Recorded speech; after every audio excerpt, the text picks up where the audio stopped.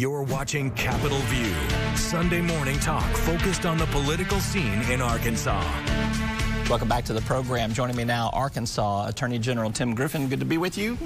Thank you for being here. Great to be with my longtime friend. What is this lapel pin up it's here? one of my Army deals. Okay, all right. I've got a bunch of, that's the Combat Action Badge. Okay. I've got a bunch of different pins I wear.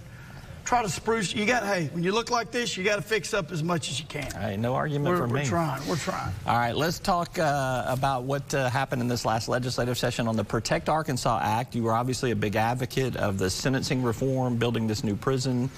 Did it come out? Did the sausage-making process result in some sausage that you think hits the nail on the head? Do you think there were some things that should have been done differently?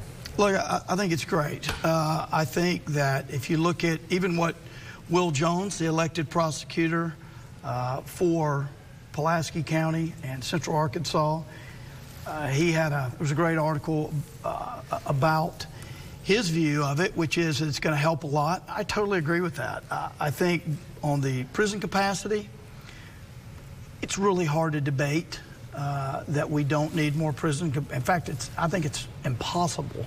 We've pushed all these people into county jails. And so we're going to have 3,000 new beds. Eventually. Take 3 to 5 years to build. It's going to take some time.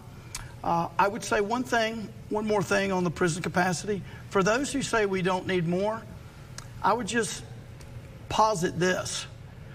We only catch a percentage of people committing violent crime. Only a percentage of rapists, only a percentage of murders, etc.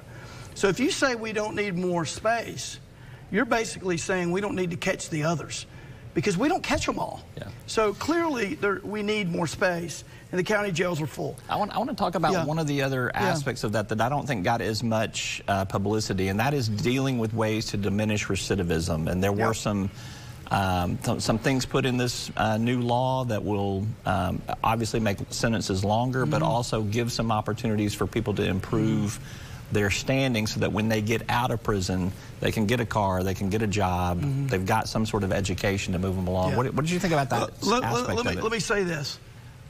Almost every single overall criticism of this bill that I've heard sounds like it's from someone who doesn't know what's in the bill. Because rehabilitation is a fundamental part of this plan.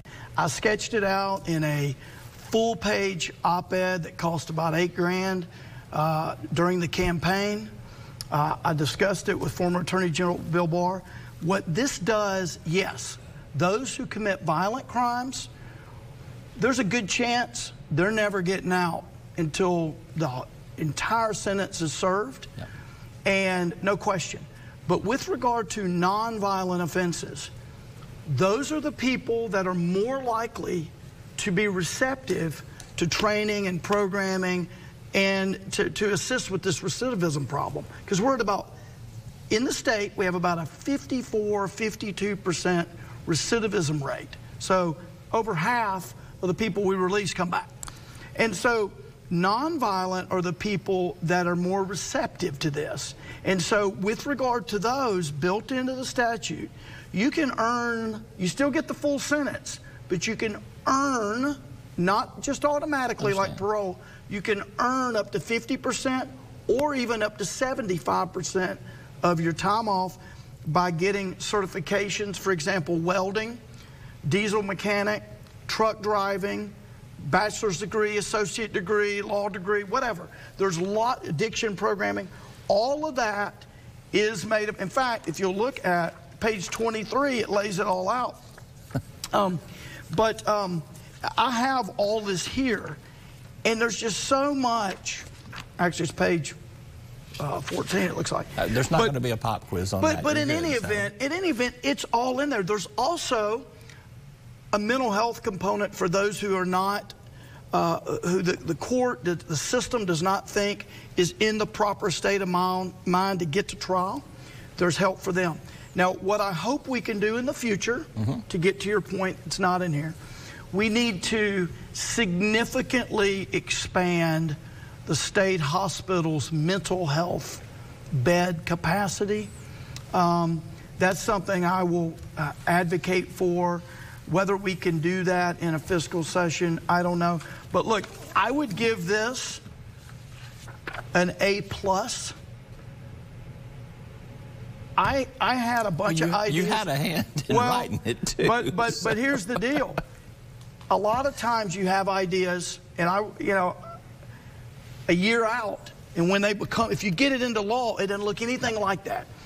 I would say this looks very close to what I was hoping, wishing for, and I think this is going to make a change. It's going to take some time to phase it all in. The governor has talked about that a lot.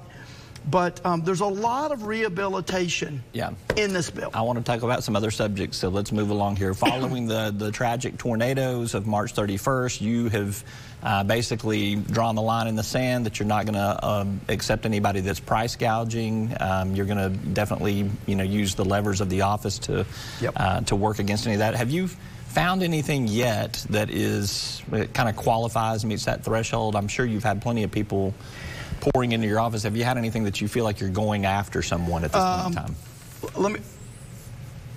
There are no individuals that we haven't been able to educate early enough in the process where they could get it fixed. Bottom line is, we've had a lot of people talk about complain about potential price gouging, and we have jumped on it so quickly that we were able to give those individuals that were potentially price gouging or going to, we've been able to give them a primer in the law so that they were able to change their ways.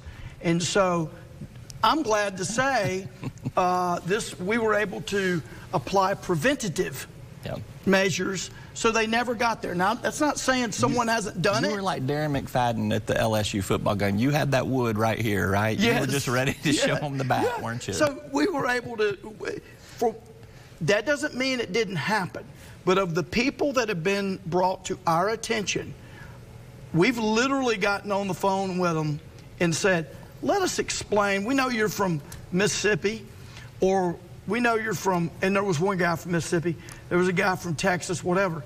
We're like, let us help you understand how we do it. And then once we got off the phone, I think they had found what they needed. I got about 60 seconds left. I want to ask you about kidding? Yeah, you move fast, man. So a repeal of the LEARNS Act is in process. We've seen some reporting on this. I don't think that they've filed anything yet, although you can correct me.